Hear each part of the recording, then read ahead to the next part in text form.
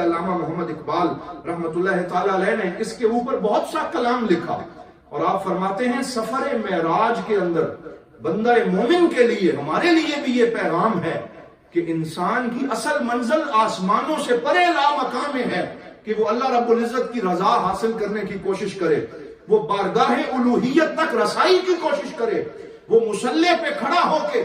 اپنی روح کے ساتھ اللہ رب العزت کی رضا جوئی کی کوشش کرے۔ سبق ملا ہے یہ معراج مصطفیٰ سے مجھے کہ عالم بشریت کی زد میں ہے گردوں۔ اقبال کہتے ہیں معراج مصطفیٰ سے مجھے یہ سبق ملا کہ یہ افلاک اور افلاک سے پرے کی دنیا یہ انسان سے دور نہیں ہے، بلکہ اگر وہ محبت رسول کی چاشنی کے ساتھ نماز ادا کرے تو اللہ رب العزت اسے بھی لامکان کے ان جلووں کے اندر سے حصہ عطا فرما دیتا ہے۔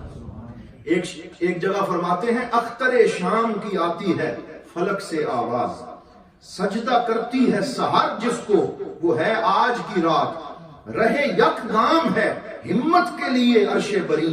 کہہ رہی ہے یہ مسلمان سے معراج کی رات۔ کہ معراج کی رات ہمیں یہ سبق دے رہی ہے رہے یک گام، کہ صرف ایک منزل کی دوری کے اوپر عرش بری ہے، یعنی انسان کو وہ روحانی قوت اللہ رب العزت نے عطا فرمائی ہے کہ اگر وہ رسول اکرم صلی اللہ علیہ وسلم کی پیروی کرے، دین کی تعلیمات پہ عمل کرے، تو اللہ رب العزت اس کے دل کو اپنے عرش کی تجلیات کا مرکز بنا دیتا ہے اور اس کی زندگی کو روحانیت سے شرابور کر دیتا ہے۔